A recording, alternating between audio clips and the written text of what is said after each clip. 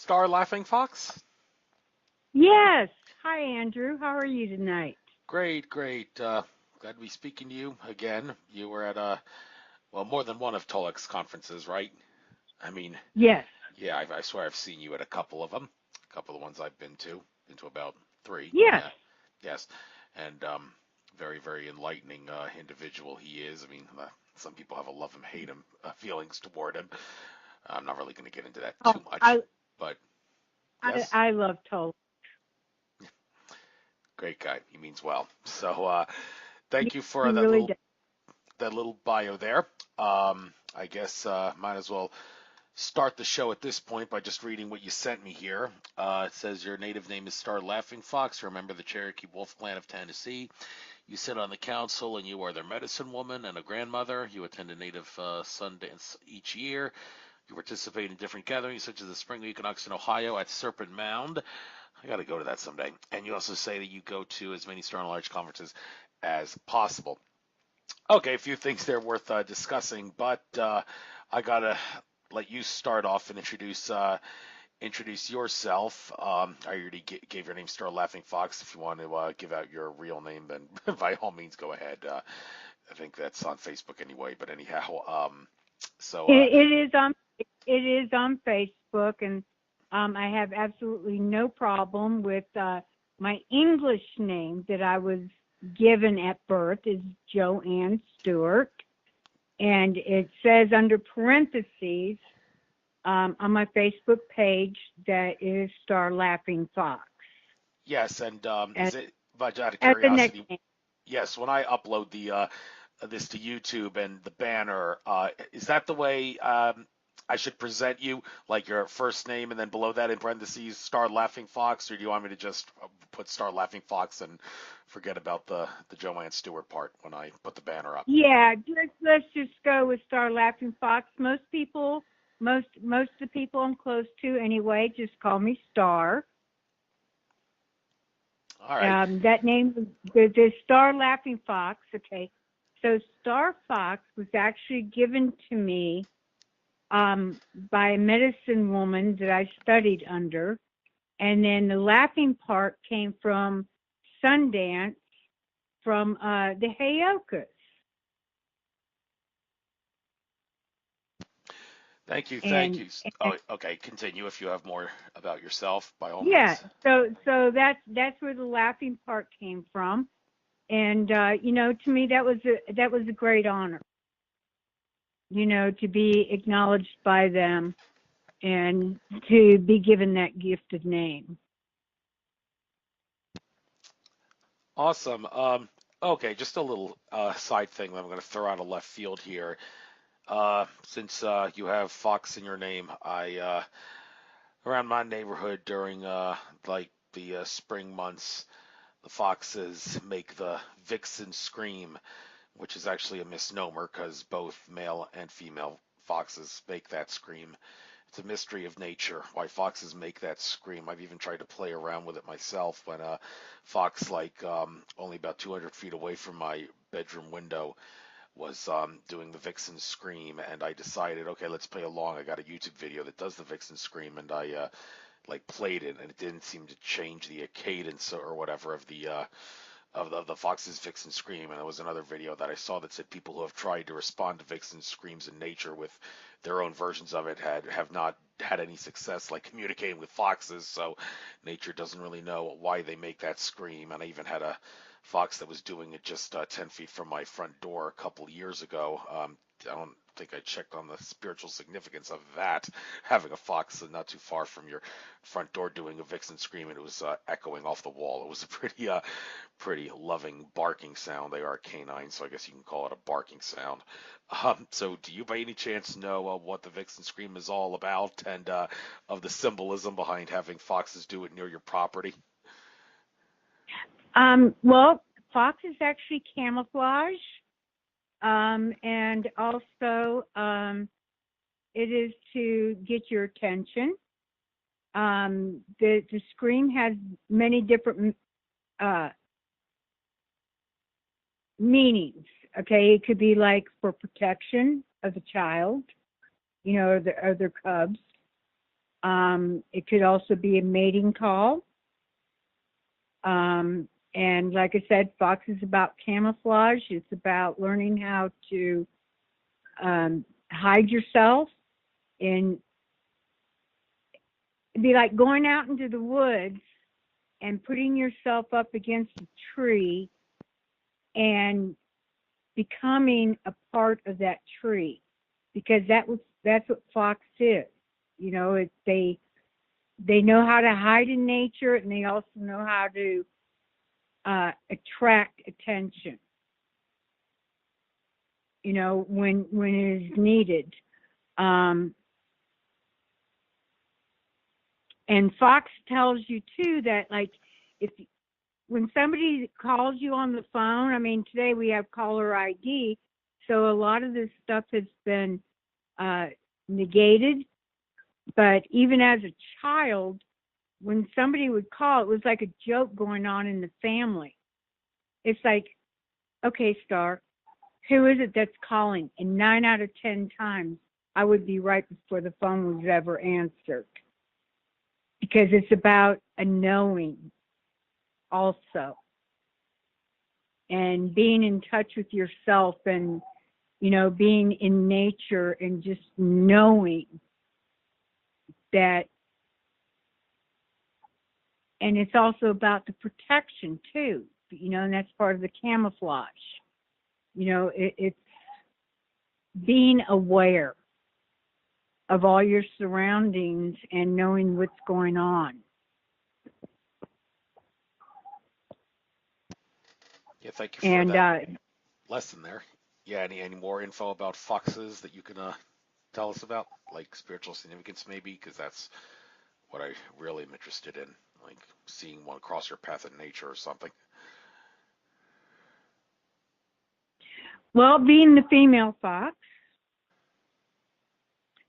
it's about being aware of your sensuality and what you're drawing in. Fox is, well, the medicine woman that I studied with, and this was in El Paso, Texas, and we were actually in the suburbs, and I was actually named after the silver fox, because her and I were sitting outside doing lessons, and this silver fox came across our path, and it was the first time it had ever been seen there, and it was the last time it was ever seen there. And then we tried to follow this fox, and all of a sudden she just disappeared. You know, so she was practicing her camouflage. And you know, and that's like very, very important, especially in this time and age, with everything that's happening. Sometimes we need to be seen, and sometimes we don't. And she, you know, and fox is a very powerful medicine, and she carries a lot of messages for different people. And she might come and visit you in the dream time. She might just cross your path in the daytime, and then all of a sudden she just disappears. You know, so it's a part of being aware of our surroundings. You know, a lot of people say that, you know, coyote can, you know, take its path and chase you all around and everything. But the same thing is true with the fox. And she can actually lose you better than coyote can. And it is about paying very, very close attention to the message that she's trying to bring you, because there's so much that we see that we just blow off, that we don't even pay attention to. And it's important to pay attention to the signs and what they're trying to tell us. Well, can't argue with that. I try to pay attention to whatever signs come my way. Uh, Got to be disciplined though, like astrology. Don't make an obsession about it. Maybe just a daily horoscope, maybe one horoscope check on the weekends for the week ahead, and only check the month maybe once or twice a month. Don't need to make a religion out of it and obsess, because then you'll lose touch with reality. But there's a lot of science out there worth paying attention to. All right, switching gears. You're a medicine woman, uh, and well, Yes. first and foremost, I why not medication woman? Do you by any chance know what the difference between medicine and medication is? Because I don't know if I've ever figured that one out. Yeah, medication is what the pharmaceuticals give you. Okay. A, med- a medicine woman or shaman or any medicine person, we have dreams, we have visions, we have sight, and we treat things naturally and organically as much as possible. I'm not saying that there is not a place for science. I do believe there is a place for science. But I think that science has taken certain things to the extremes. I'm going to use this as an example. I can't mention any names because I haven't been given permission to do that, but I was given permission to discuss this. 3 months ago, with a group of us, there was a friend of ours that came to us, and he was diagnosed with prostate cancer. We did a healing circle, gave him herbs, natural alternatives. 2 months later, he went back in to the doctor, and he was completely 100% cancer-free with just change of diet and herbs and things like this. And the doctor's like, well, we must have made a mistake. But we know differently, you know, with the sweat lodges and the prayers and the herbs and the change of diet of eating healthy and eating organically and getting rid of the chemicals and doing the detox on the body. It changes everything.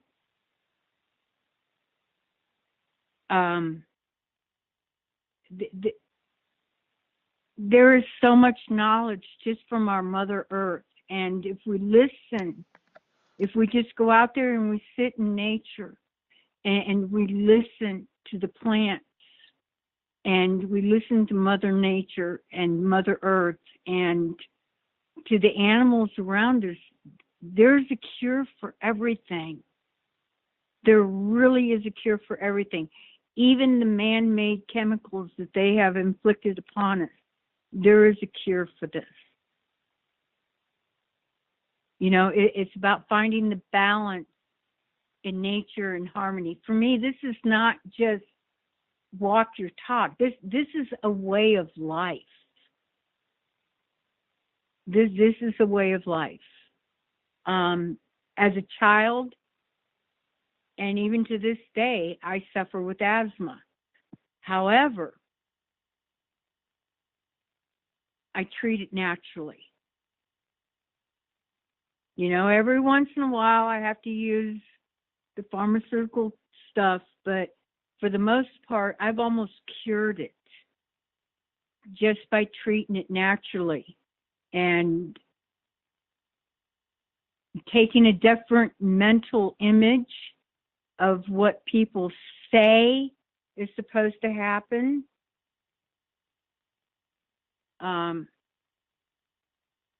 You know, like stinging nettle, great for allergies. Absolutely great. Flaxseed oil, great for hot flashes, for women that are going through menopause, even for men that are going through menopause, because men go through it too. So there's so many natural herbal remedies, and we don't need the pharmaceuticals with all the chemicals in it. And a part of it is the mindset. You know, what is your mind telling you? You know, recently had a friend die from cancer. and it was his choice because he chose to rely on the pharmaceuticals. And by the time he said, okay, I'm done with the pharmaceuticals, I want to change it, it was really too late. And there's so much stuff on the internet about this, like SEACT that was developed by a Canadian nurse that can help heal the body. But it's not just healing the body, it's about healing the mind and about healing the spirit. And that's probably the most neglected things, is the mind and the spirit. Oh yes, You know, that's where the natural medications go. I got a few questions about medicine myself, but I'll let you finish up there, and then I want to get into some of those some couple things you said there. Give me a list here of things to elaborate on. Oh, go for it. Oh, we'll just go from there. Okay. Well, first of all, you got me having eyes pop out of the sockets a little bit when you said men go through menopause. A lot of people are not familiar with that. First and foremost, what age does that usually happen? Hope I'm not saying oh shit after you give me the age for men going through menopause. But how exactly does a menopause for men work? Because that's kind of a new phenomenon to me and a lot of other people who I'm sure are listening. Well, I think a lot of that has to do with how you're raised, what you're raised with. Are you raised with, organic foods? I have one friend of mine. He raised his daughter, and she didn't even come into her menstrual cycle until she was 15, almost 16 years of age, when we did her coming of age ceremony, because she wasn't raised with all the hormones and all the stuff in meat and vegetables, with all the sprays. She was raised totally organically. And the menopause thing, once again, it just comes down to what is in your diet? What are you drinking? Are you doing excessive alcohol? Because I actually have a friend of mine right now. His wife said, you need to go talk to Star because he's having hot flashes and things like this. And the bottom line is that he's been eating meat with hormones and stuff in it, which is not healthy. And changing his diet and doing the flaxseed oil, he comes to me the other day and he says, Star, my hot flashes are like cut in half. Because, what people don't realize is that men go through a change of life also. Just like women do, but it's just different. How do I explain that? And I'm sure if there's any men listening to this right now, that they're like, oh yeah, that's what's going on, and they call it, that they're going through their 40-year-old crisis or whatever. No, that's not what it is. It's just that things are so screwed up because we're not eating healthy. We're eating too much fast food. We're eating at too many restaurants. And we're not getting the organic foods, and we're not getting the nutrition that we need. And I'm a big one on nutrition. We're not taking care of the flora in our guts. To me, which is extremely important. Eat more organic greens. Eat grass-fed beef if you're going to eat beef. If you're going to eat a chicken, eat organic chicken.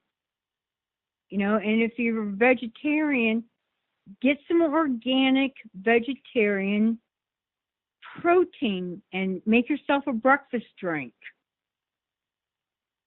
and to feed the body properly. Because that's mostly what's going on right now, is that the bodies are not being fed properly. And with all the vitamins and everything else that are out there, you really don't need them if you're feeding your body properly with organic foods. Well, there's a naughty four-letter word when it comes to organic foods, and that is cost.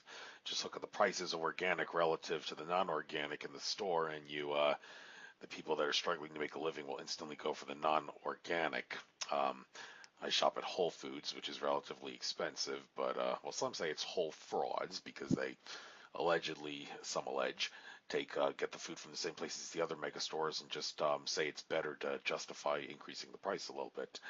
But I think the 365 store brand from Whole Foods is probably maybe the healthiest you can get in terms of anything you can get from the big stores. So I'm willing to sacrifice a little bit of money, but not always go organic. Take my vitamins though; that's very key, so I get all the nutrients I need. But moving on to some other things here.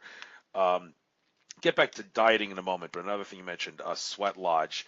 This is because sweating, that's said to be a good way to heal yourself, but it's a two-edged sword, as Dr. Jill Wallach, who's a naturopathic expert, um, says, because at the same time you get the sweat the nutrients out of your body, which can cause health problems, and so you have to make sure you're not sweating too much, that you're getting the toxins out and not getting too much of the good stuff out of you.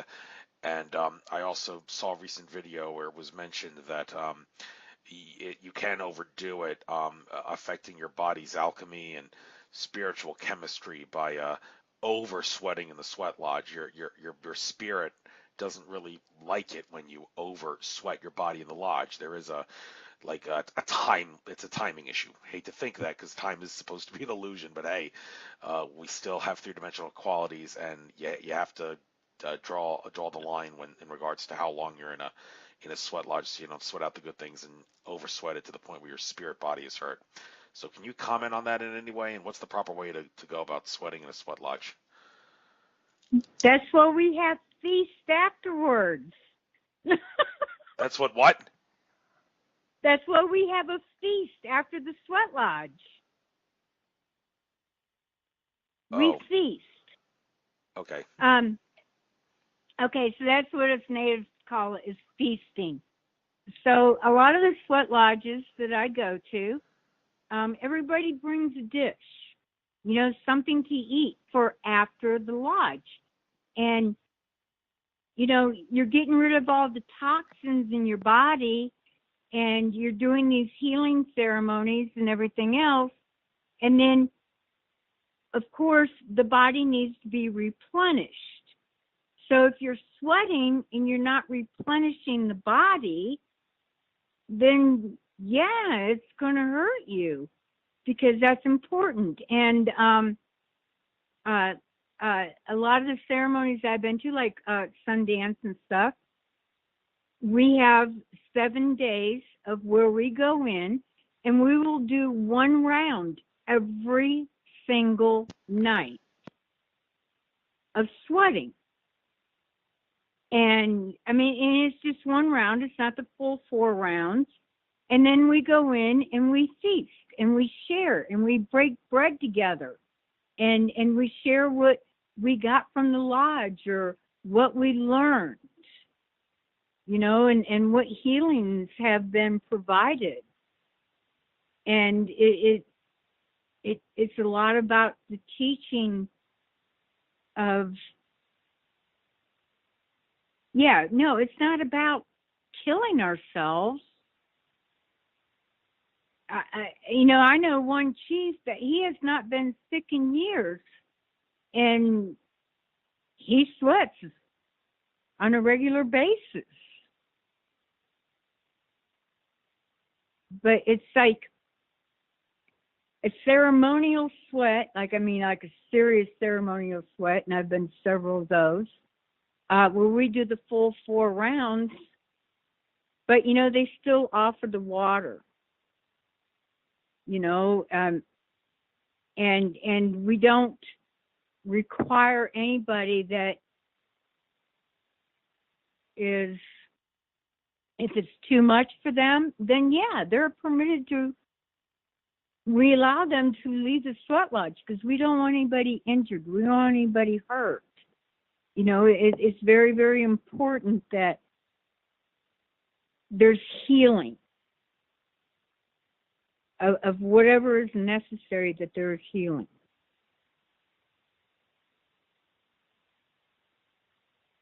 Thank you for explaining that and making that clear that yeah, there is a balance, and you make sure you're prepared. You come prepared. Bring the food, the water. Yeah, got to make sure to take that into account if you're going to a sauna or a sweat lodge, because sometimes you don't know when you're crossing the line, thinking, "Oh, this feels great," but you're losing touch with reality. And then, well, okay, and I'm not gonna say that anymore. Let's move on to some other stuff. Animal bites. I want to talk about this because, well, Chief Golden Light Eagle. Remember him saying sometimes it's a blessing. Well, you should see it as a blessing, he says, when you get bitten by a bug or something. That's nature's way of communicating with you. But well, I don't know. There's some people would hear that and say, dude, you ever heard of like the Sydney funnel web spider or something like that, where if you're bitten by that, you think, oh my God, I got to get an antidote like ASAP or I'm dead, or the poison dart frog. You touch that, you're like dead in 30 seconds. And well, I'm kind of in a similar situation myself with currently taking antibiotic doxycycline for Lyme disease. Going to be on it until the 14th, and allegedly that comes from tick bites. And well, think about Lyme. It's there's a patent on it. Apparently, it was created in a Plum Island Bioterror lab. How exactly they got it into ticks is not something I'm an expert on. But the point is, I mean, how should I be happy that I got bitten by something that gave me an illness that was synthetically created in a lab, and well, natural illnesses that aren't synthetically in a lab, like spider toxin or poison frog toxins.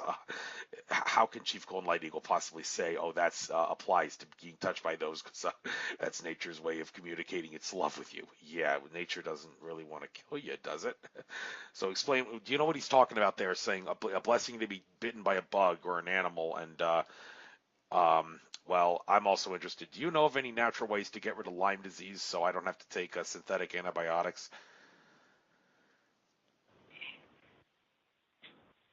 No, actually, I don't, because that is a man-made thing, and that is just something that is just absolutely horrible.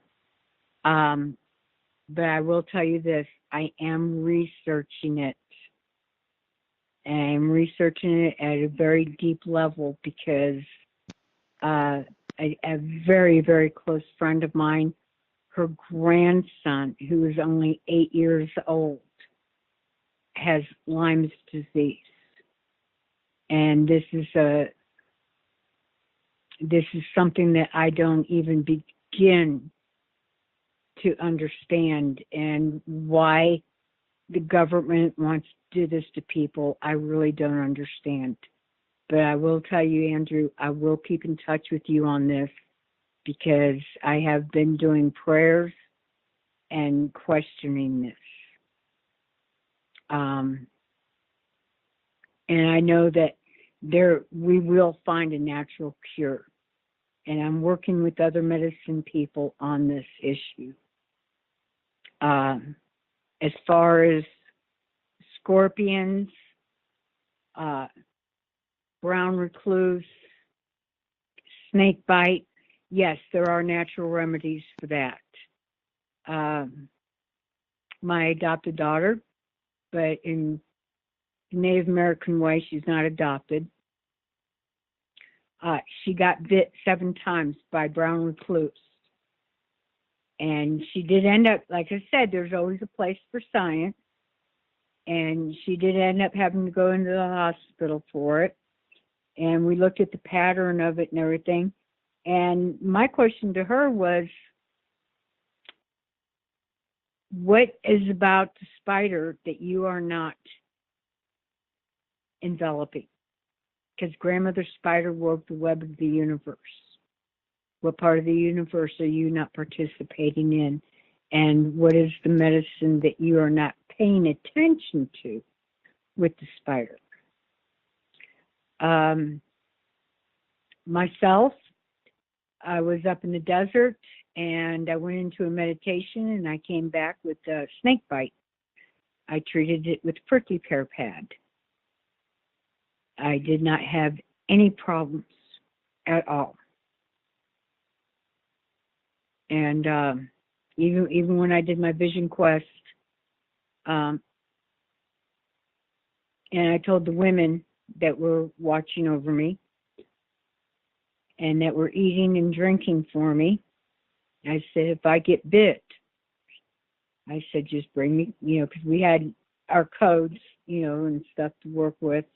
And I said, if I get bit, just bring me prickly pear pad. I said, because I will not leave my circle. And I had absolutely no repercussions from it at all.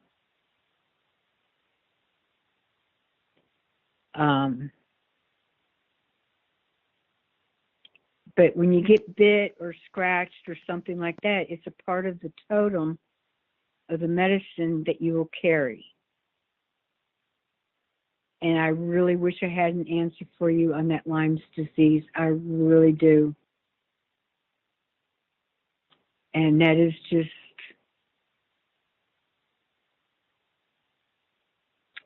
one of those things that brings great sorrow to my heart. And I just send lots of love and light and energy to the people that develop such horrible disease.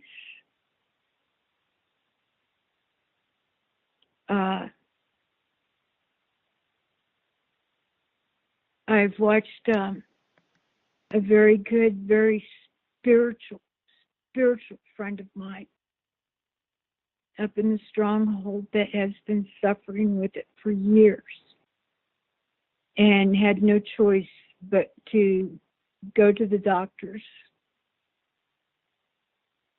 to deal with this. And we watched this man go from being completely crippled and we thought that he was dying, and to see him up and walking again.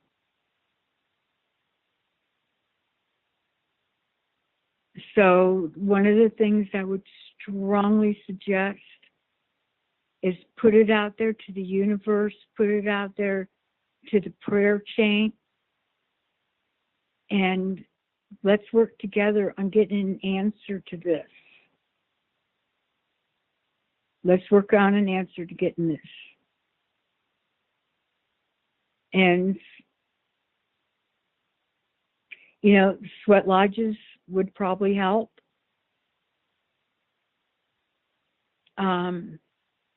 If you know any shamans or medicine people, there's a lot more out there that are more knowledgeable than I am, and they might have an answer. Chief Light Golden Eagle might even have an answer, because that man I just absolutely adore. He's got so much information, and how he retains it just boggles my mind. But I am a big follower of his, and I've watched miracles actually happen with that man, literally. Well, miracles are for real. Anything is possible when you're infinite consciousness. We're a long ways away from burping butterflies and farting rainbows, though. It's not like these things take time. Okay, but anyhow, I got you to laugh. How great. um, okay, moving on to some other things. More stuff about medicine, because I was very close to a couple of medicines myself recently. I got back from South America recently and took part in two ayahuasca ceremonies, a San Pedro ceremony, and a trip to Machu Picchu. Going to Machu Picchu definitely has a wonderful spiritual feel. I totally felt transformed when I left from there, and the ayahuasca, boy, it's a shame I had to lie in bed the whole next day because I wanted to get out in nature. But the thing to do after you take that is to rest, and the vomiting felt pretty good. Not when you were vomiting, but afterwards you were like, wow, I've never felt better. And then that's when the peak of the trip usually sets in. So That was very cozy ayahuasca. I don't think I've ever felt so cozy in my life taking that. And the San Pedro, well, comparable to peyote, I think peyote is actually better than San Pedro. The effects seem to be a little more pleasant. So, sorry, people from South America, the North American variety of mescaline cactus is better. But anyhow, the one thing about the ayahuasca that it seemed to do for me, they say it's good for getting rid of drug habits. It's also apparently good for getting rid of habits. Had a bad habit of picking and biting at my nails. I don't do that anymore. And should I thank the ayahuasca for that? Well, maybe I can ask you as a medicine woman to help me make sense of this. How exactly does like someone who's been smoking crack for a long time get to take ayahuasca and then all of a sudden after maybe one or two ayahuasca trips they don't crave crack anymore or any other addictive drug? And how does it work? Maybe like for a habit like mine, no more biting nails after that. And like, well, I understand your North American variety of Native American, and this is South America ayahuasca is, but hey, it's medicine either way, and I'm sure the science is uh, somewhat similar regardless of what continent you're on. So, can you enlighten me on the medicines of ayahuasca and San Pedro and peyote and how they work to do their miracles? It's a spiritual thing because what it is healing the spirit. And never in the world would I ever recommend anybody doing any of those without some kind of a medicine person there to guide you through because it is not a recreational drug. It is about healing the spirit, it's about healing the mind, and it's about healing the body. And I'm so jealous that you got to go to Machu Picchu, however you say it. But if you go back, if you ever have the chance to go back and do a ayahuasca ceremony, I would ask the ancestors because I mean that's where a lot of this comes from is the ancestors, and it's about healing the mind, the body, and the spirit. Ask them to heal that Lyme's disease. Ask them to heal it. And if you are very specific with your question with the shaman that is guiding you through the ceremony, I'll bet you $1 to a donut they can do it. You know, a lot of people don't have that opportunity. That's one of the reasons I'm researching it so heavily right now. Now, see, for me, I like San Pedro, and that was my choice when I did my Vision Quest, and it was very much an eye opener for me. Now, and San Pedro, yes, it's a lot more gentle. San Pedro says, shake your hand and says, hi, how are you? You know, whereas peyote is going to say, are you prepared? Because we're going to take you where you may not want to go. So you better be prepared emotionally, mentally, and spiritually to do this. And I have done both. I've done TP ceremonies and everything, and I've had many interesting experiences with it. But when I did my Vision Quest, San Pedro is what they told me to take with me. And that's what I did. And it was, I wouldn't trade it for anything in the world. 4 days of fasting and of no water and, you know, the fire and my drum and my flute. I had many, many experiences on that journey.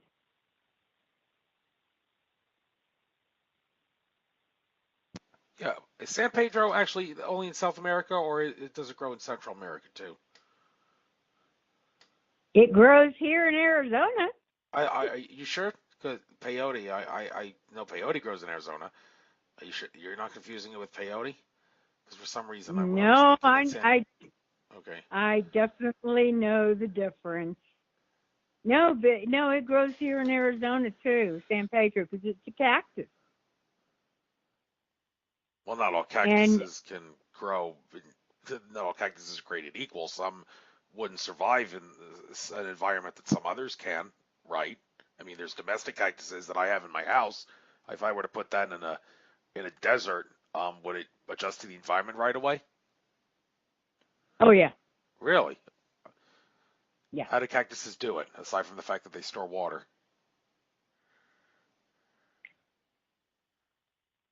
sunlight. Um, they love, they're an arid plant. They're a drought resistant plant. And but when it's not so much about growing the plant as it is about the intent that you set when you grow the plant.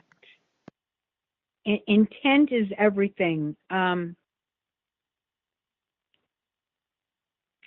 When I would cook for my husband and my husband passed away, his choice. Um, if I was in an angry mood, I would tell him, I'm not cooking tonight. I'm too angry and I'm too frustrated. And for, many, many different reasons. And he would just look at me and say, okay, baby, no problem. If I'm cooking, I make sure that the intent of love is put into that cooking. When I water my plants, I make sure that the intent of love is there. If I'm taking care of medicine, if I'm gathering herbs, I always wear a skirt. Always, always, always, because of being female. And that is very important that the spirits know the difference between the male and the female. And it makes it easier for them to identify us. But I set the intent of love, healing, and understanding and knowledge. Because what good is the knowledge if you don't have the understanding? And what good is it going to do if there's not the love put into it?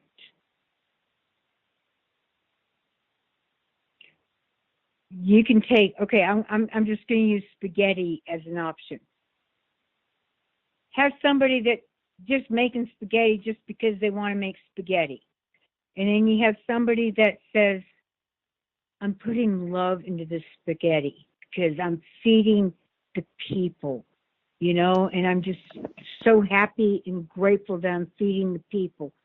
And their spaghetti might not be as tasteful as the person that's just making spaghetti, but who's going to go for that other spaghetti? Everybody's going to go for the other spaghetti because the intent, the satisfaction of love, of joy has been put into it. And it makes it perfect. And it's the same thing with the healing of the plants and the medicine that the plants give us when we gather it, when we grow it. I don't know what I would do without my herb gardens. I just wouldn't know, because the love that is put into them gives us our healing also.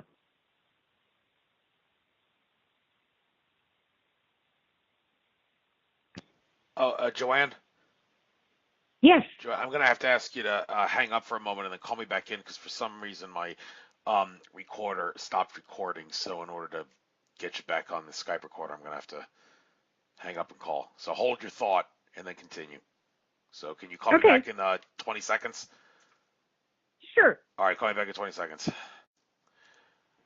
Okay, Joanne, thank you for calling back. The recorder's going. Yeah, the reason I was asking you to call me back and not me call back because saves me Skype credit that way. So, Oh, I understand.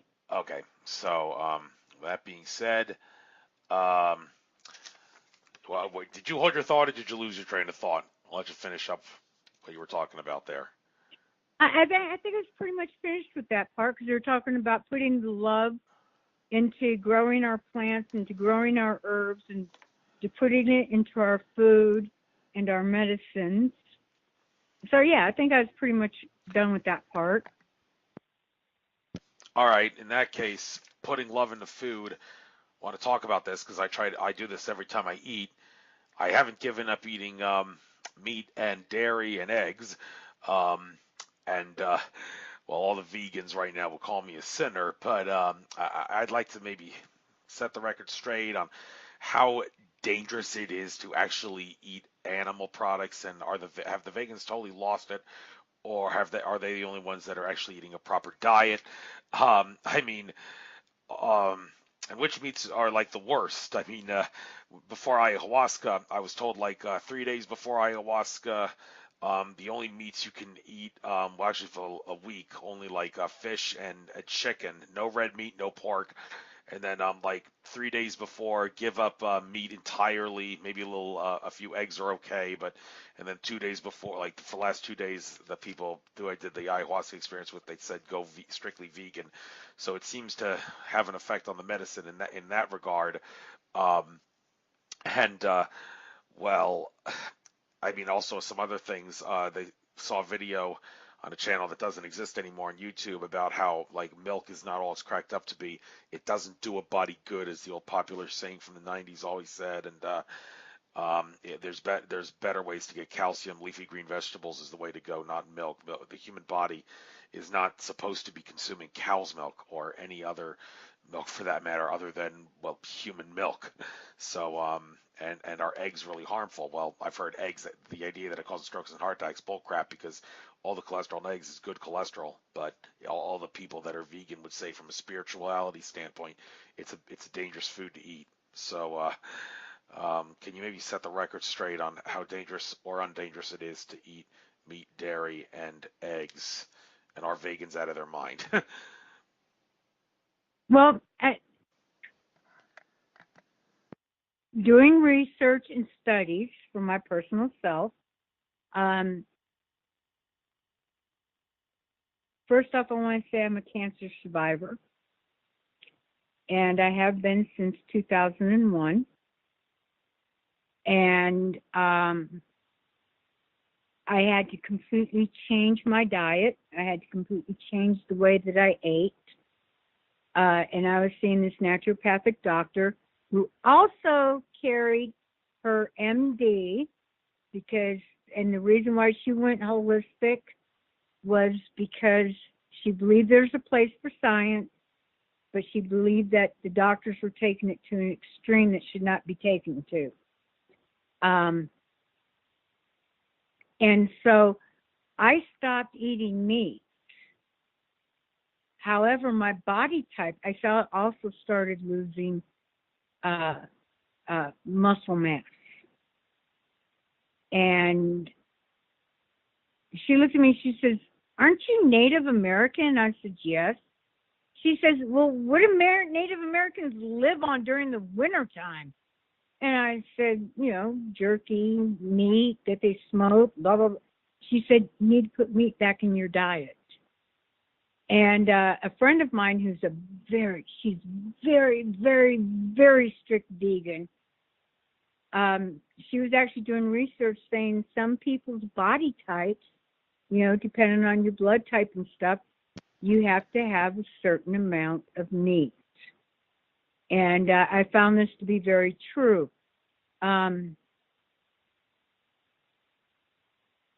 As far as the vegans, I think some of them go a little self-righteous. But there's points that I see that I agree with them. I get my meat from a local person, and their meat is grass-fed. They're allowed to roam free. They do a lot of cow and bison cross. Um, and even though they're not Native American, I've visited their place where they take care of stuff. And I mean, me personally, because of my vows that I've taken, I cannot let blood cross my hands because of who I am, being a medicine woman and things. But my body does require that meat. And the way they do it, this man says prayers first, and the animal knows no pain. It knows no kill. Um, and there are no other animals witness to it. And after the killing is done, the room is cleaned. And so when the next animal comes in, there's no smell of the blood. There's no smell of the meat. There's none of that there. And I think that's very important because as Native Americans, when we would go and we would kill our meat, we always thank the animal for giving up its spirit to feed us and to clothe us. And we didn't let anything go to waste.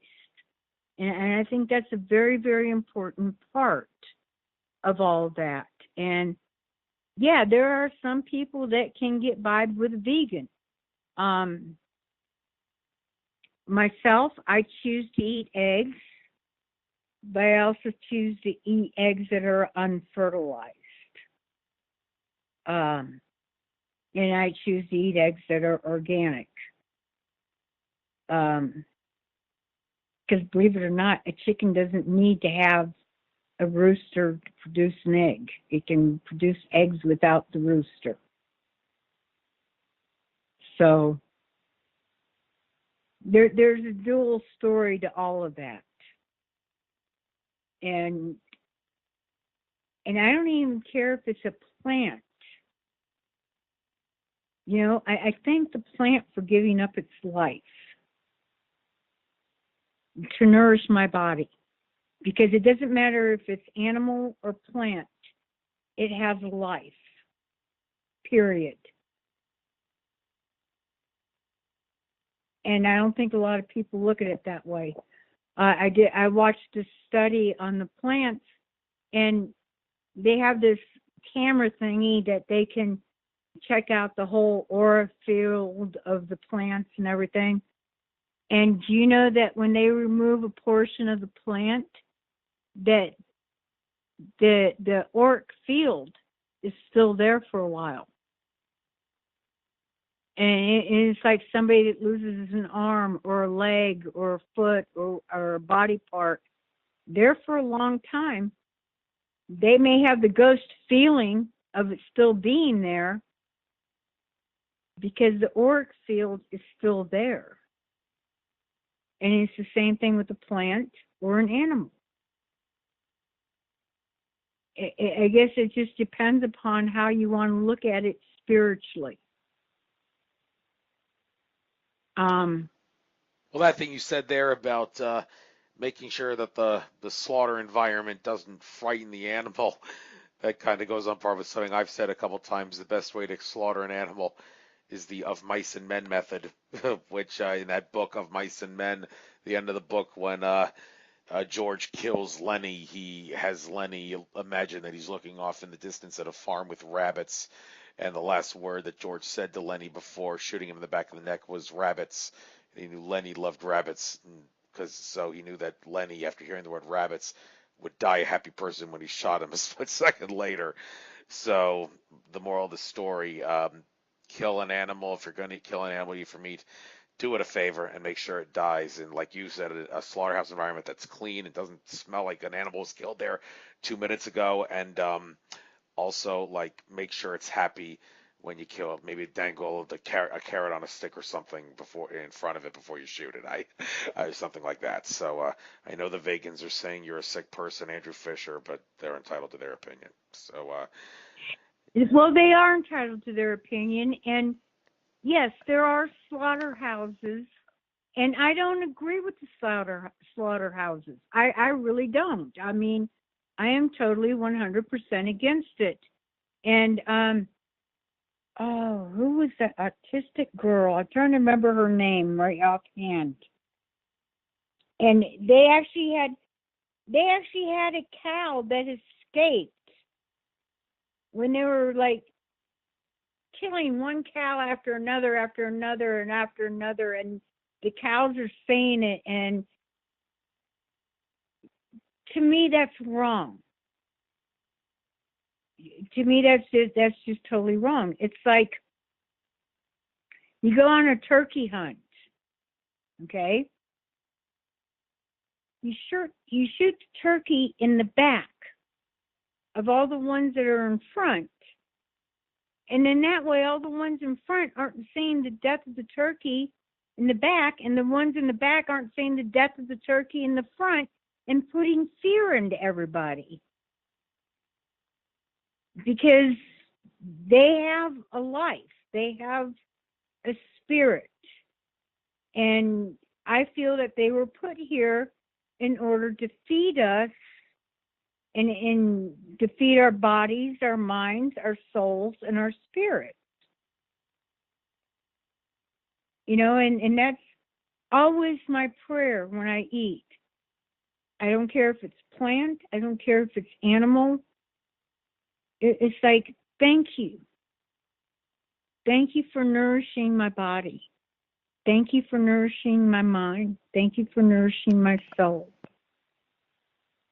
And as I take you into my body, I walk with you. You walk with me upon this planet, upon this Mother Earth. Because you provided this for us for a reason. And I think where the sin comes in is the excess that is done. And that people just, I love wild game. Absolutely love it. Oh, something got pups wound up. Sorry. what the hell was that in the background?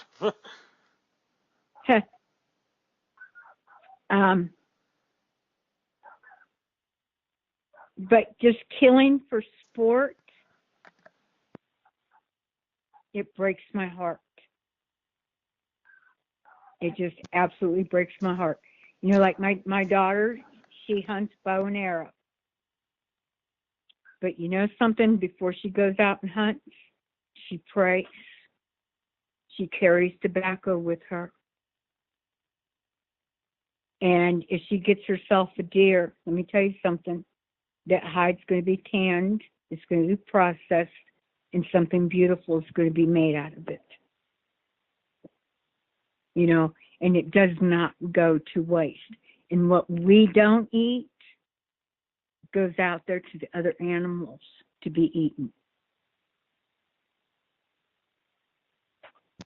By the way, about hunting for the sport of it and what it can do to someone, um, statistically, it seems like a lot of the police officers in the present day, when they're off duty and having like weekends off, one of the more common off-day hobbies of people in the police officer force is hunting deer, and and while they're hunting deer, and they're a cop who flat out either if they don't care about law at all, they're tyrannical, or if they want to be a good cop, but they still break the law anyway because they want to make money and they go along to get along with the system. So someone who does a lot of hunting for the sport of it, if you take a perfectly decent human being and then have get them addicted to hunting for the sport of it, can you expect to see some kind of change in the mind, body, and spirit of that individual? And if so, how? And can you make sense of this, medicine woman? Star Laughing Fox, please.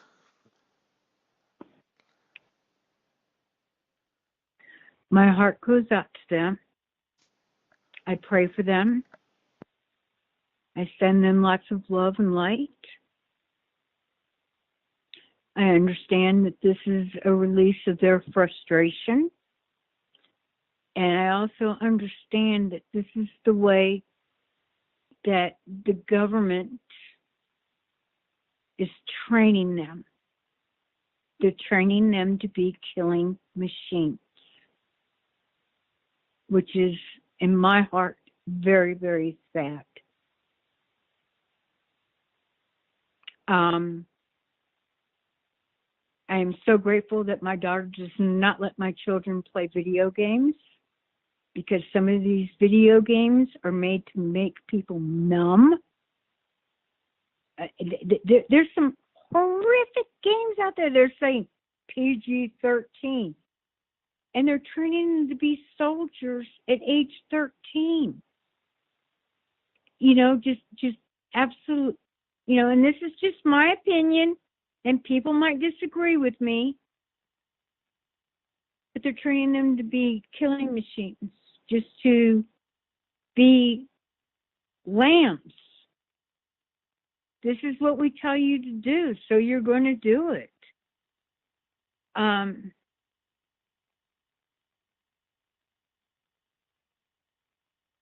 Okay, I'm going to go ahead and tell the story.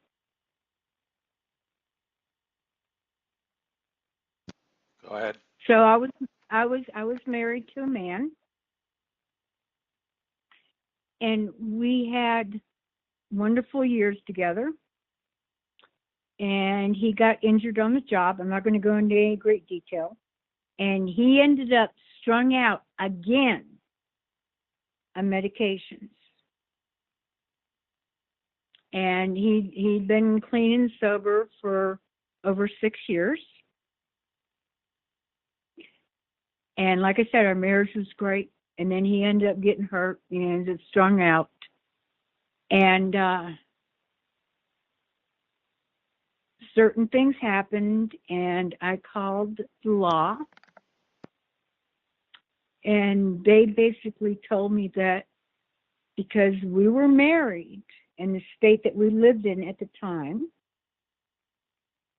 that what goes on behind closed doors between a husband and his wife is none of their business. And I'm looking at this officer, and I'm saying, my husband did this to me, and you're telling me you can't do anything about it? That's the way the law is here, ma'am. And my jaw just dropped. My jaw just dropped. But this was also in a state that they didn't care if somebody killed a deer and put it on the hood of their trunk or their truck and drove around with it through town. Bragging about their kill. I just, some of this stuff just makes absolutely no sense to me. It's how can people become so unfeeling? How can they become so unfeeling? And I mean, you watch some of these TV programs. I basically do not watch TV anymore at all, because it is just so violent, and it is so angry. And this is not how I was raised. This is not how I want my grandchildren raised. This is not how I want to see anybody's child raised. To be that cold and that unfeeling. There's been a couple people I've had to cut out of my life because they're upset about the wolves being reintroduced when they came so close to becoming extinct. And in my teachings, the wolves are the teachers. But if you look it up online, you can find out how the wolves have literally saved Yellowstone Park. Literally.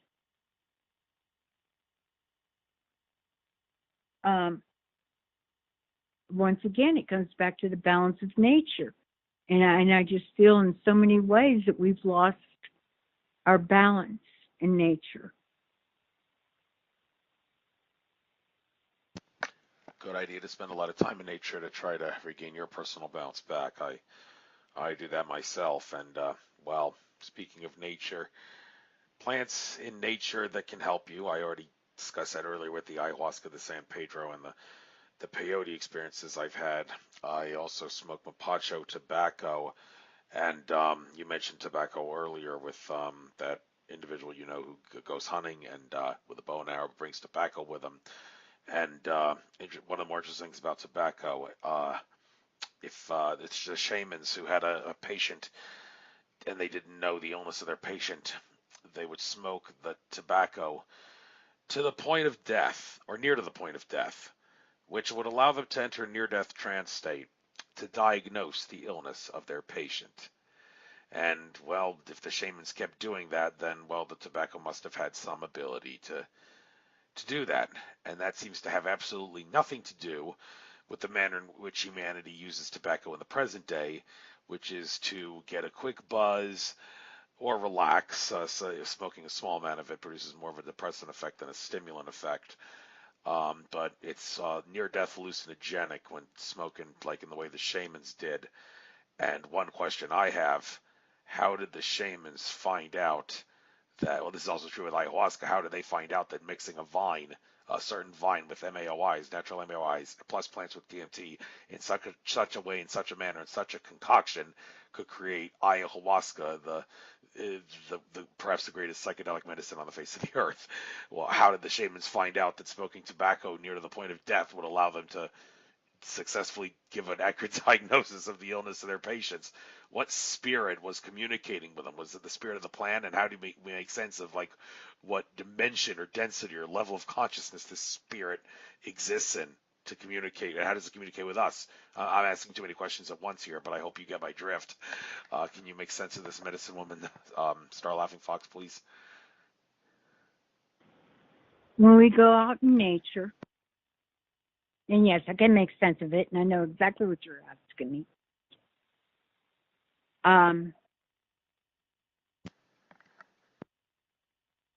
When you go out in nature and you're of clear mind and you're of clear spirit and you go out in nature, if you ask Mother,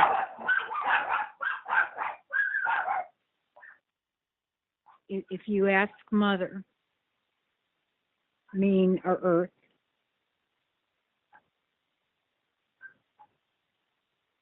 if you ask her, she will tell you. And if you sit with the plant, you sit with the plant will tell you. You ask for the guidance of the ancestors because we carry the knowledge from our past lives, from the ancestors that we have been given. So I have just some food for thought for you, Andrew, and for the listeners. There are times that you know that you know that you know, but you don't know how that you know that you know that you know. But you just know without a shadow of a doubt. Without a shadow of a doubt. You just know. Because it's the lifetimes that we have lived, that we carry this knowledge with us. And when we ask the ancestors, when we ask the guides, when we ask the animals,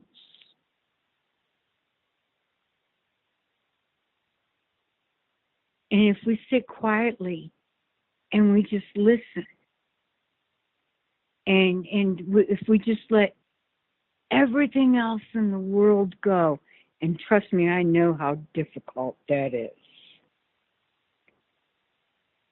because of modern day society, and we don't have what we used to have.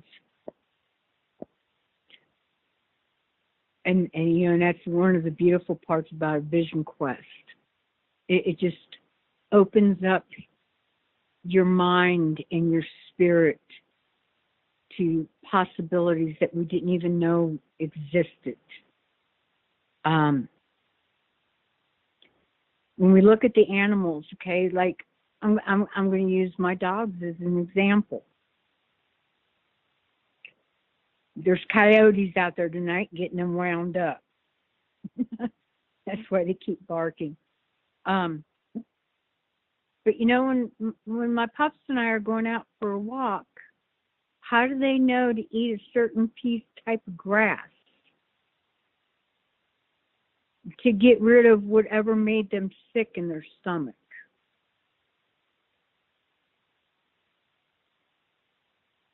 How is it that the wolf knows that an animal is sick or lame?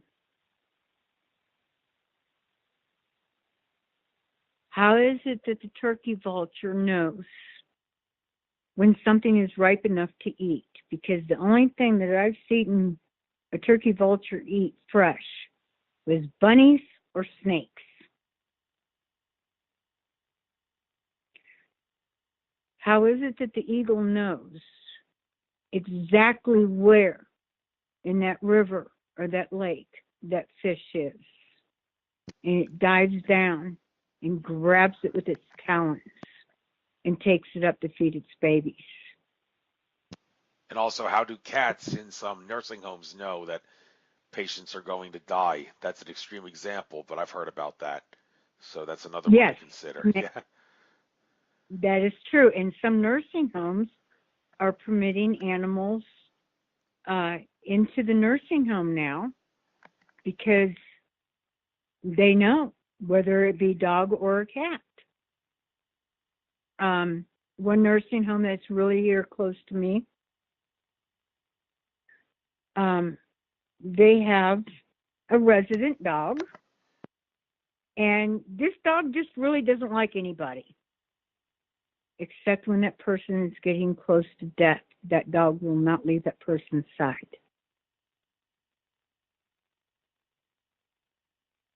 That dog will not leave that person's side.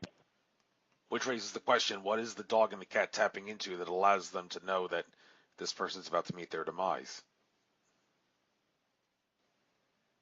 Spirit world. The spirit world. Well, of course, but can you narrow it down to like a dimension or a density, perhaps, for those that are really picky about understanding how reality works? Okay, let me try to delve into that because I don't even know how to. If it's outside your area of research, forget I asked. But it just makes for Well, good conversation, no, I think. because I have helped many people pass. I have helped many people pass over, and the most recent was I was cleaning this person's house, and the people I was working with had something else to go do, and my insides were just in turmoil, and I just thought, you know, the spirits just tell me I just need to stop for a moment, and I just need to meditate. And then the person that is basically the caretaker, I looked at him and I said, he's going to pass tonight, and if he doesn't pass tonight, it's going to be early morning. And I knew when he came to me, and I told him, I said, you know, Russ, I said, because he was going through his own dilemmas, and I just took him by the hand, and I said, you know, it's okay. You've done your job here. You're done, and it's okay. And your loved ones are going to be taken care of. And I walked him up to the gate, and it is such a beautiful, beautiful thing. And they're like, "Nah, you don't get to come with us, Star." And it's like, yeah, I know. I've done this too many times. Um, but it's just that intuitive knowing because of the path that I walk. And it is my choice to walk this path, and it is my choice to live this life. And the animals do it automatically because they don't have anybody telling them, no, you can't do this. It's like my daughter with my grandchildren, if they paint, they color a picture of a dog and they make it with purple circles inside and green on the outside. They don't tell them they're wrong. They just say, okay, that's how you see Spot. They don't tell them that Spot is brown and white. This is how they see the animal because they're in touch with the auric fields. They're in touch with Mother Nature. My heart was so proud when they're out camping and the forest ranger comes along and was talking to them, and my 5-year-old and 6-year-old grandchildren are telling the ranger stuff that he didn't even know about the plants in the area and what their properties are and what they can do for them, because it's a lost way of life. And it's up to us to take it back, through meditation and just getting your feet wet in the rivers and getting your feet down into the grasses and into the dirt and just sitting there and remembering where our roots are.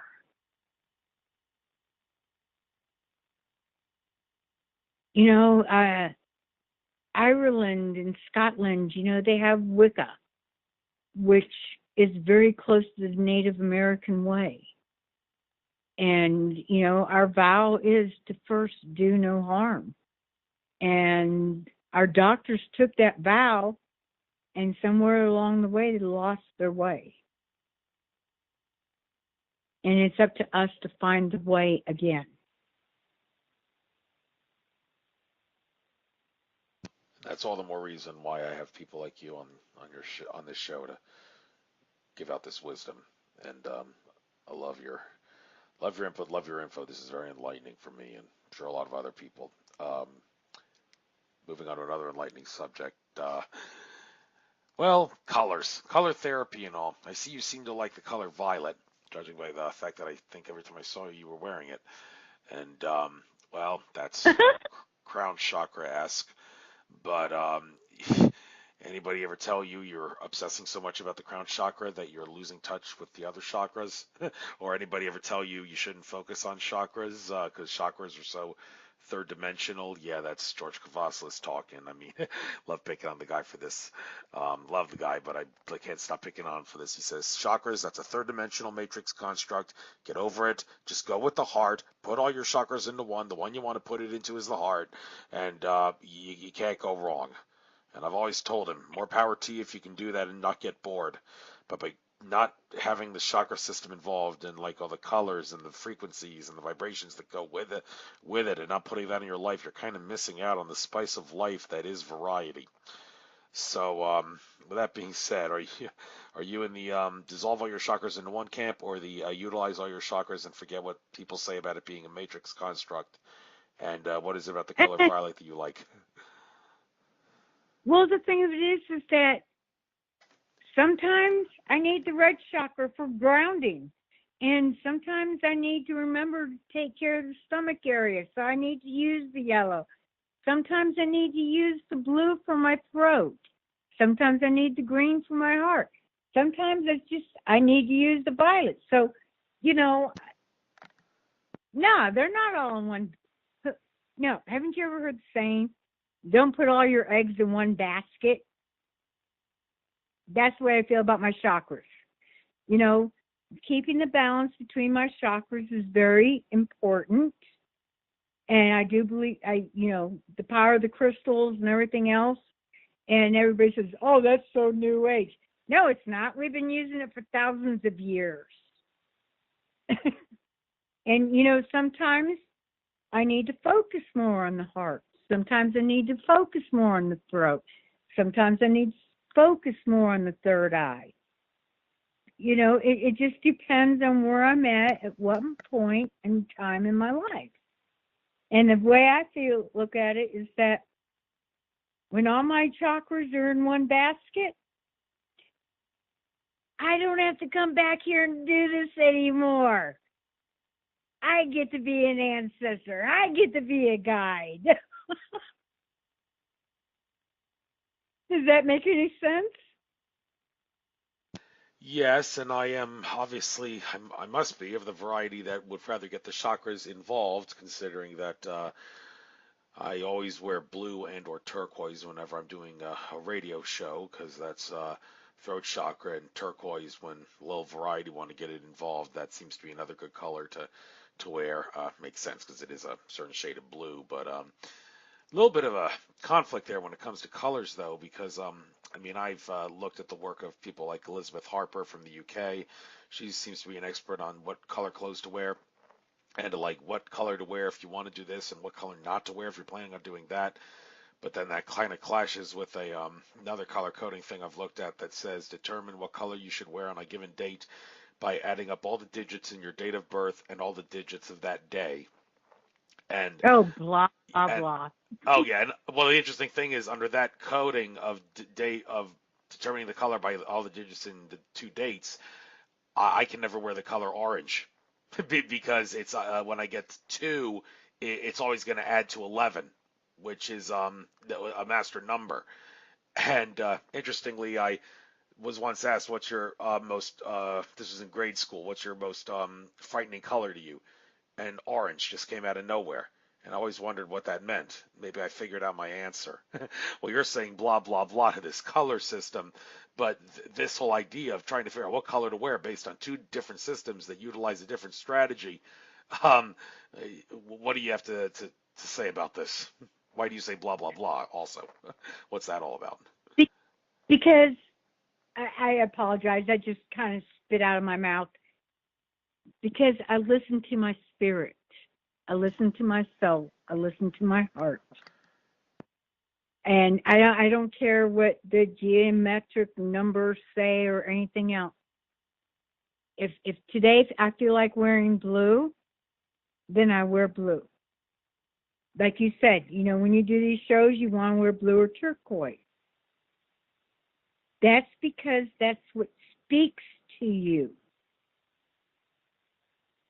And I'm a firm believer in what speaks to you. I might go for 3 or 4 days in a row and I might wear nothing but purple. And people are like, you're wearing purple again. Yeah, that's just where I'm at. And then the next day I might show up in black.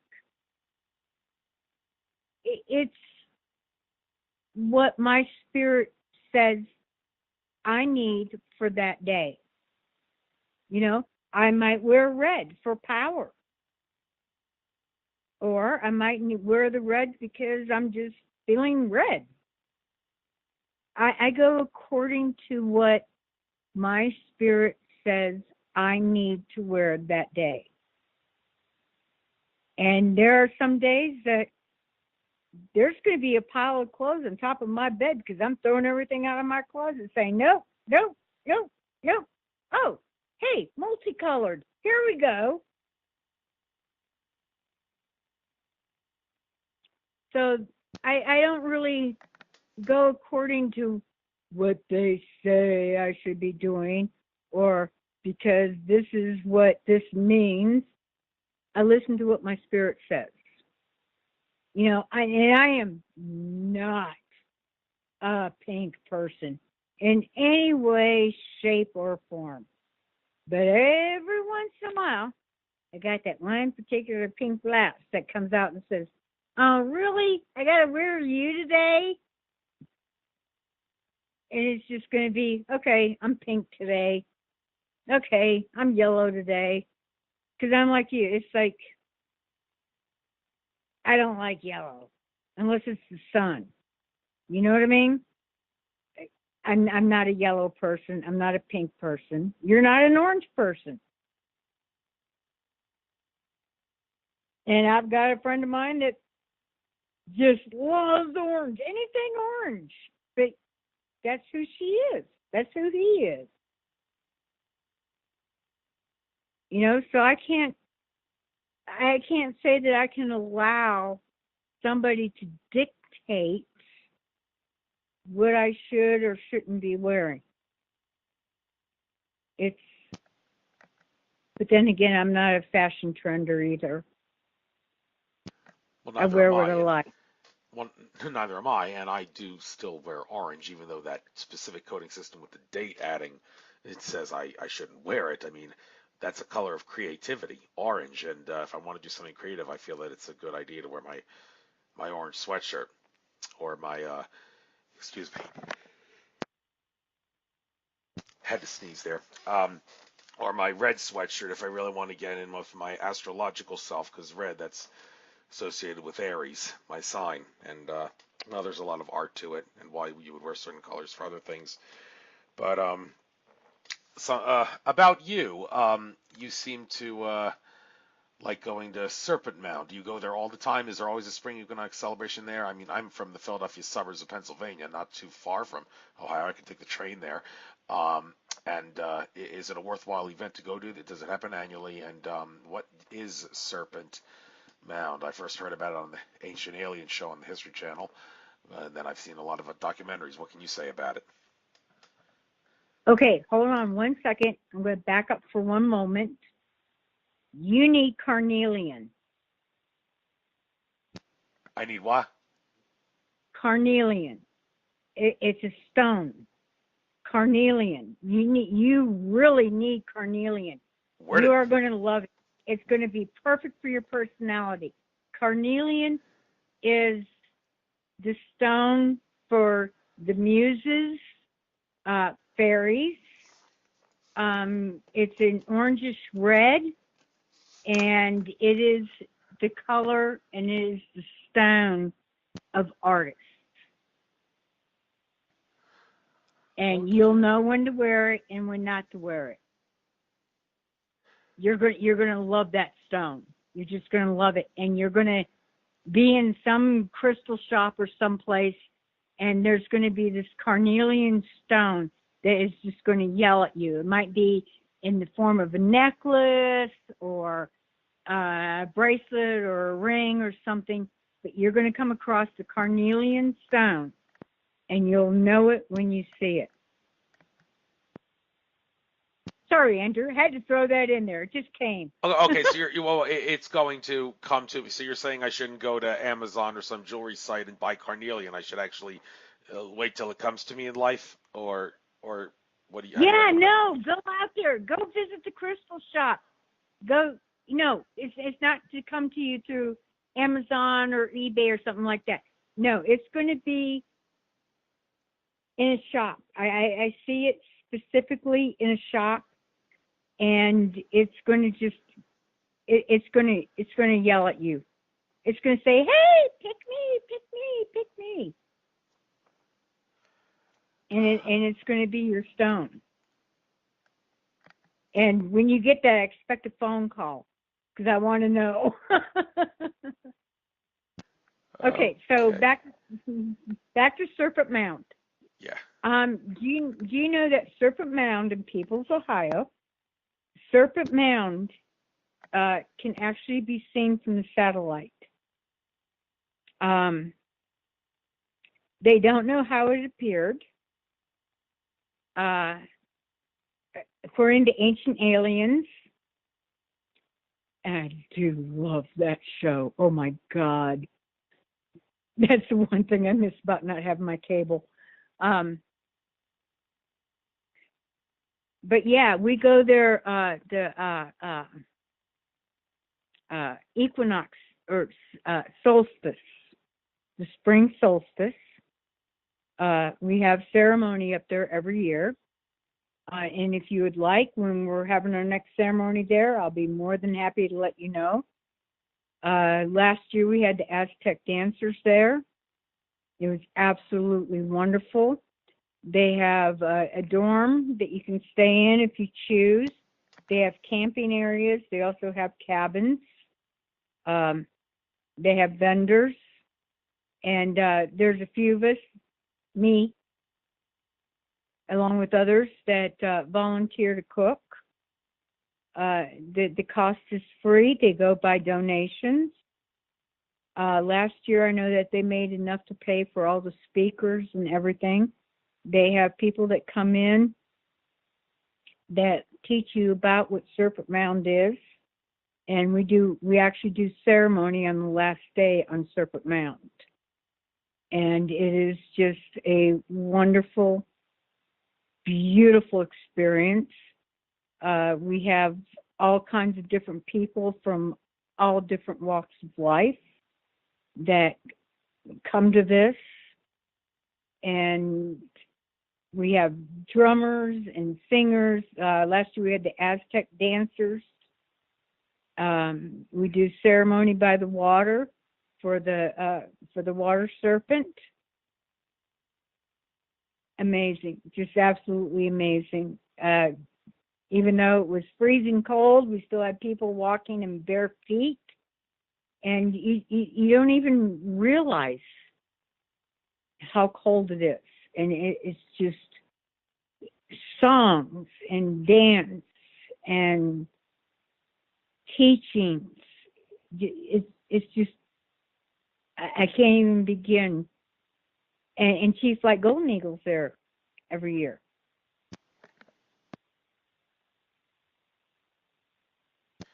Okay, so it is an annual thing, and it's on spring equinox, or Spring equinox.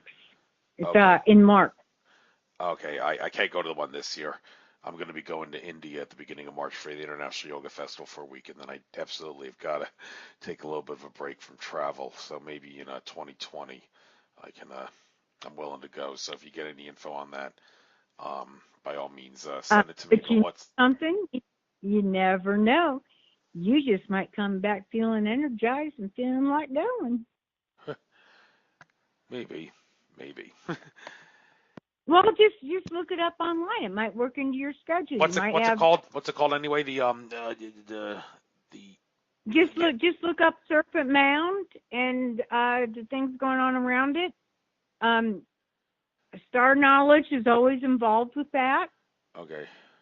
With Chief Flight Golden Eagle. Yeah, his website was down for a while until he uploaded it a couple months before his 11/11 conference. I went to the one last year, but didn't get to go to the one. Well, actually, I should say 2 years ago because we just had New Year's, but not this past year, a couple months ago, because another conference came up that time. So I try to alternate my conferences. That's the artist in me.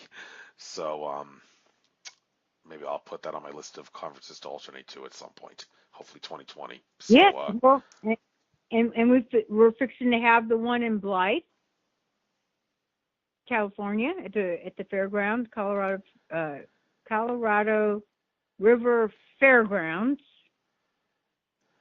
starting on January 1st or January 11th.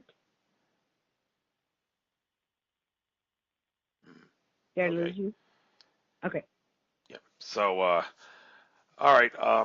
About your culture, you are a member of the Cherokee Wolf Clan of Tennessee. Well, can you maybe enlighten me on why it is that some Native American tribes are cool with the white man and some aren't? Because I bring that up because I remember playing Oregon Trail back in the day. Cool game on the computer to play, and there was a little thing I read about like different Indian tribes that people traveling in the to the west in the mid 1800s would encounter, and it seems like most of the tribes were generally cool with the white man as long as the white man left his buffalo alone. And but some Indians were not really cool about it, like the Algonquin was one that was not particularly cool with humans going west, and even if humans didn't, the white man, I should say, the white man going west, and didn't really do anything to the Indians. The Indians would not be cool with them and would look at them as savages. Is that just the Algonquins have a mental issue there, or is there, I don't know, something that happened to them in their ancestors past that's still haunting them in the present life timeline? So I don't know. Can you enlighten me on this? What would cause a Native American, excuse me? We have Columbus to blame for the Indian term, but why it is that some Native Americans are cool with the white man who went west and some weren't? Um, well, actually, the Cherokee were the first ones to accept them.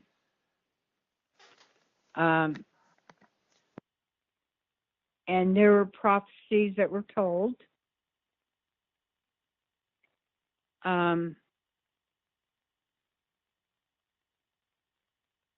not many people know this, but it was not until 1976 that the Native Americans were actually given back their right to worship in their way. There's a lot of anger and a lot of hurt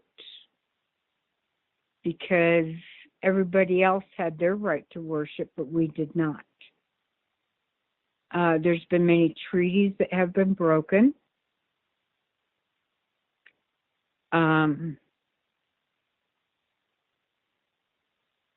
But then again, here we come to the prophecies that say that there are going to be those, I'm going to make sure I say this correctly.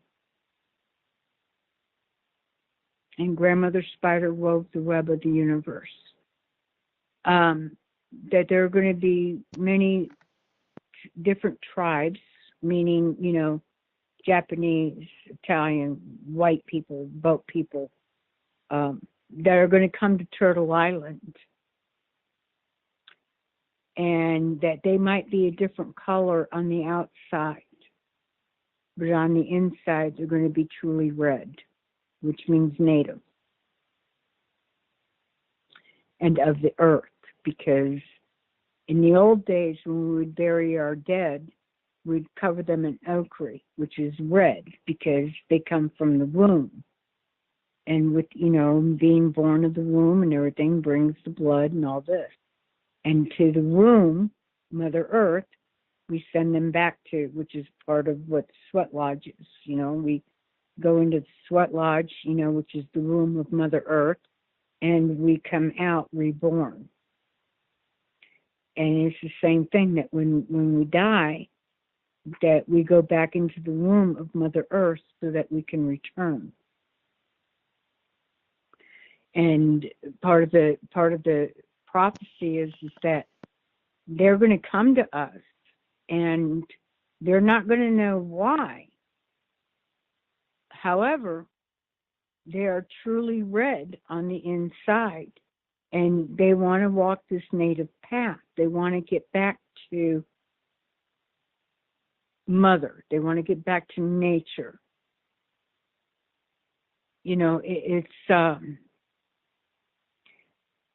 I get up in the morning, and I've got a couple different songs I sing and that I pray. And part of my prayer in the morning is, good morning, Grandfather Sun. Thank you for shining on me this day. Thank you for illuminating my path. How can I serve you? And how can I serve this planet? And how can I serve the people this day? And at night, I say, thank you, Grandfather, for shining upon us this day, for giving us your colors, for giving us your warmth. And I say, welcome to Grandmother Moon. And I say, welcome to the West, which is the shaman's cave of still waters, the place of the dream time, the place of the bear. And I ask that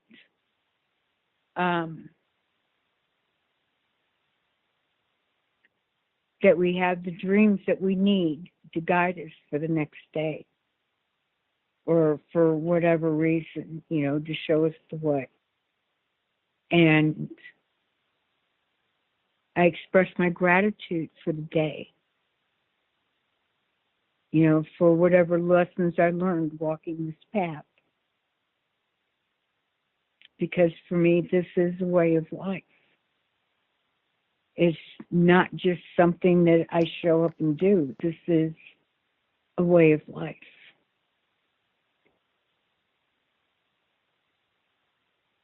And as difficult as this life might be sometimes, I absolutely love it. And I would not trade it for anything in the world. And trust me, I'll be the first one to say, sometimes I get really angry at spirit because I'm not getting my way. But I wouldn't give it up for anything. There's nothing in the world that could make me give it up. Sometimes, yeah, I was about to say, sometimes I imagine living with Native Americans in the teepees on the reservations and learning how to be one with nature with them. And although I'd probably have to learn how to be a good hunter and a good fisherman because I eat like a pig, and they would say, hey, if you want to eat all our food, you better learn how to hunt for it. So that may be a little bit of a chore for me, but nothing I couldn't handle if I wanted to. Want to ask you one more thing. We got about 15 minutes to go. By the way, I want to keep this to 2 hours for the sake of all those people out there who have lousy attention spans. You know who you are. That's why my show suffers in terms of big view count, because humans have lousy attention spans. It's a fact of life. But anyhow, enough of that. One thing about you see in pop culture a lot when it comes to depicting the Native American, I've seen this in a few programs here and there, the idea of Native Americans trying to profit by putting casinos up on their reservations.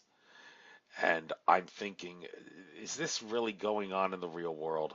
It seems to me that Native Americans would not really would like the idea of gambling, let alone anything with money. They've learned how to become one with nature and not have to get money involved in their life.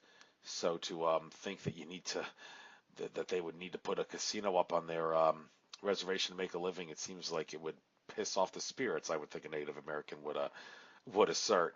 So this thing about is there any truth to this? Can you say anything about this, about the extent to which Native Americans put casinos up on their reservations to make a living? Is that really going on in the real world? Unfortunately, yes. And part of that problem is if you do this research, like, example of Standing Rock, but if you do the research, there are many of the reservations that when you go out into the reservation, they don't have enough food. They don't have running water. And they don't have the schools and the medical supplies that they need, because when the governments, and you can also research this, originally the reservations were called prisoner camps. And they took the Native Americans away from their sources of water, from their sources of food. And even though a lot of the Native Americans don't approve of it, this is a way to get schools, this is a way to get money, this is a way to get housing, because they can't hunt like they used to. They can't do the things that they used to do. And That's why I don't live on the reservation. I mean, I have the documents to prove that I can live on the reservation, but I can't afford to live on the reservation. They're just, and they also introduced alcohol, like whiskey, which is fire water, to a Native American. And they did that to keep them under control. And for a long time, the federal government went to the reservations and would literally pull people out of their sweat lodges because they weren't permitted to even have a sweat lodge. They weren't permitted to worship their way. And I've heard saying so many times about dirty little Indian. But you know something? The Native Americans, we went to water every day. I mean, we may not have gotten into the rivers and bathed, but we went to water every day to purify ourselves and to start the day out. And we weren't dirty people. We weren't a nasty people. We cleaned up after ourselves. And then they forced us into these camps.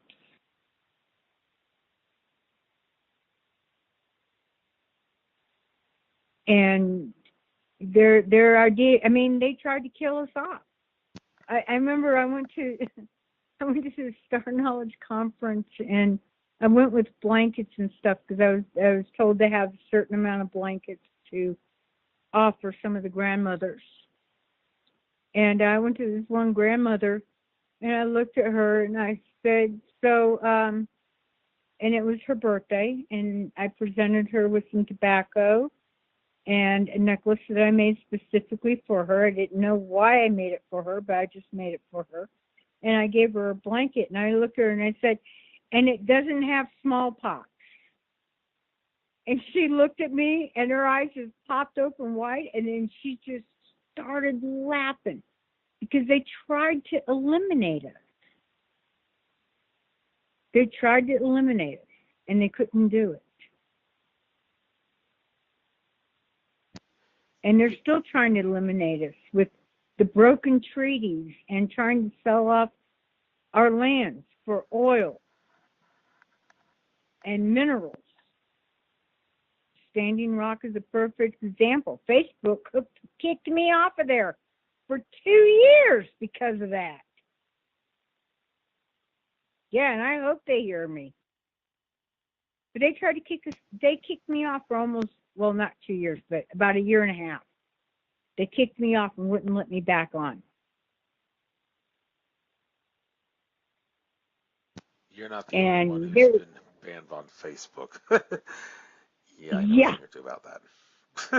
yeah, yeah. And, but I mean, and they're still trying. But you know something? We are the keepers of the land. We're the keepers of our mother. And she is she's rebelling right now. You can't keep taking from her and not giving up gratitude and thanks. I mean, if you stop and think about it, if you asked her permission first, Mother, can I take some oil? And if you listen and she says yes, and then you offer up the tobacco and you say thank you, and you do ceremony and gratitude and thanks, she wouldn't be doing what she's doing right now. I mean, look at all the earthquakes that are happening all over, even in the United States.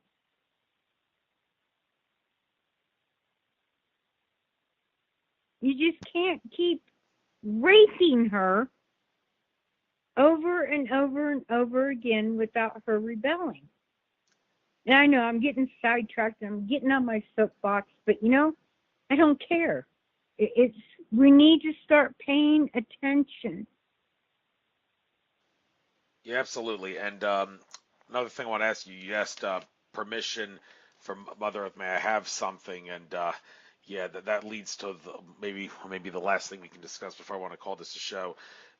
Permission to heal. Now, this is something that I've been struggling with a little bit because I've had some bad experience with this when I thought I was doing good. One of my favorite individuals to use as a gift of choice, Daniel Teague of Vegas Star Healings, his abilities to, which he allegedly gained from being in a car accident, which had caused him to have a near-death experience, where he learned how to harness the force to balance out people's chakras, clear out parasites, enhance general spiritual well-being by operating at the spiritual level.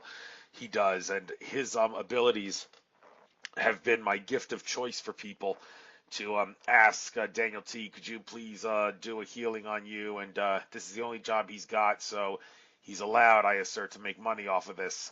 And well, I have no reason to think he's a fraud. Other people I've interviewed have said there's definitely legitimate abilities going on there. He's not faking this. But the issue here is it okay to ask him to do a healing on someone and pay him to do that healing without telling the person or asking the person for permission? I once asked him to heal out this spiritual place I wanted to go to, and I told the person in the spiritual place, I'm happy to report you have no more negative energies in your spirituality center, because I had Daniel T clear them and I paid $150 to do it. So I hope that I hope you're excited. But all that person ended up doing was banishing me from that place forever because I didn't ask them for permission to do that, and they didn't like that. Then I asked Daniel T to scan the person's chakra system, and I found that that person had all 7 chakras blocked and a parasitic cord that could cord other people. So, well, apparently it was a good thing I didn't go down there because I probably would have gotten corded. And yes, but the point is to ask for permission or not ask for permission. Is it a sin to do a healing on someone without asking for permission? And do you think Daniel T, he doesn't have to ask for permission in his case because he's not really operating at a spiritual level that's, well, would require one to ask permission, if you get my drift? Can you comment on this? So before I ever do a healing on anybody, and I have an example, um, I don't ask the person, I ask the higher self. And I don't look at it as a payment. I look at it as an exchange of energy. That's a big difference because money is energy, because that's what we operate on. I look at it as energy. So one of my teachers, we were working with this one lady, and she contacted us, and she said, I really feel like there's something going on with my son. And she says, I just can't do it. I just can't figure it out. I don't know what to do, blah, blah, blah, blah. Okay, fine. So we had her and her son come over, and he was about 7. And so we just started asking him questions. And this is the one thing that my teacher taught me, was that you ask one question verbally, and mentally you're asking another question of the higher self. And we asked this young man, do you like ice cream? No. But mentally, we, because my teacher prepared me for this, do we have permission to clear you? And that was of the higher self. And when that kid said no, and then he says, I don't know why I said no. I like ice cream. But we did not have permission. I never do any work without permission. Ever. And I have to have permission first. And it's like I did a clearing today. And in exchange of energy, I got a free oil change. What's the harm in that? It's just an exchange of energy.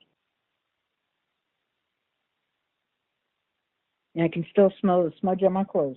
I love it. But yeah, it's just an exchange of energy. It's not about payment. It's an exchange of energy. Okay, if you have to ask the higher self for permission, fair enough. But I know you probably don't know exactly how Daniel Teague does it. But is it possible that he, by being able to do that healing on someone, has communicated with the higher self? I've never asked him this directly, but is he in all likelihood the fact that he's able to do the healing, has the higher self given him permission if he's operating at the spiritual level? Yes. The healing cannot occur without permission of the higher self, because we come in, we make agreements on the other side of the veil, and sometimes we can change our contract, and some people choose not to change their contract. Some people do, but if somebody's being healed and they are actually healed, it's like my one friend that we did the healing on. If we had not had permission from the higher self, if there was not an agreement made with that higher self, the healing would not have occurred. But the healing did occur, and the doctors are like scratching their heads going, I think we made a mistake. No, they didn't make a mistake. It was an agreement. It was an exchange of energy. And the higher self said, yes, I agree to this. The physical body said, yes, I agree to this. So, yeah, if the higher self does not agree, he may be subconsciously asking and not even knowing that he's subconsciously asking. But if the higher self is not in agreement, then it's not going to happen. Fair enough. And I don't know. Maybe someday I'll ask him about this. Do you ever think, Dan, you are communicating with a higher self entity when you're doing this? And well, in the end, I'll never really understand myself unless I can somehow find a way to operate the spiritual level like he does, which may not be until, well, the day of my death of a 3D body. But I don't know. Andrew, Yeah, it's all what you want to call in, honey. it's all what I want It's to all call what it. you want. Yeah, I know. You want to call it in? Call it in. But there's some That's things to I've be done. understanding. Yeah, there's some spiritual things I've tried doing, haven't had any success with, like telekinesis, just moving a small piece of paper.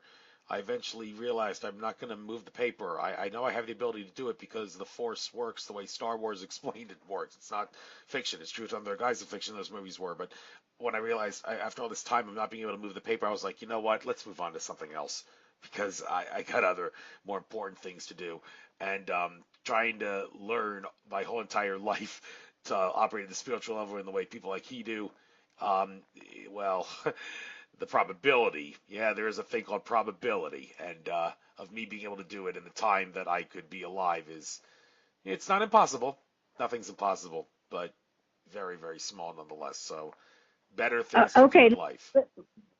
let me put it into terms that you might understand better. Okay. We all have our calling. One person is psychic. One person is not. One person has empathy, or one person does not. We all have. We're all created the same. We just have different paths, and it doesn't mean you're more or less. It just means that you're doing exactly what it is you're supposed to do right now. And you are getting the word out there. You are getting out there the possibilities of what is to come and what people are capable of doing. You are getting out there and doing. I couldn't do what you're doing right now. I couldn't do that. I'd be a nervous wreck trying to interview somebody. But I'm okay with you interviewing me because it's just that our paths are different. Does it make us more or less? We're all equal. And you're following your path. You're following your calling. Kudos. Bravo. I'm glad you're out there doing this. Otherwise, I wouldn't be here doing this. Well, thank you for that. That makes me feel really special, and thank you for coming on. Very enlightening show. I promise to get it on soon.